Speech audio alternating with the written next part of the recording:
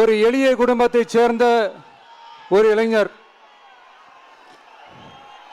அந்த சாதாரண குடும்பத்துக்கு நடந்த அந்த கொடுமைக்கு சிஎம் அவர்கள் சாரி சொன்னாங்க, தப்பு இல்லை. இப்ப அதோட சேர்த்து இதையும் கொஞ்சம் பண்ணிருங்க சிஎம் சார். உங்களுடைய ஆட்சி காலத்தில் இதே மாதிரி போலீஸ் விசாரணையில் 24 பேர் இறந்து போயிருக்கிறாங்க. அந்த 24 பேரோட குடும்பத்துக்கும் நீங்க சாரி சொன்னீங்களா?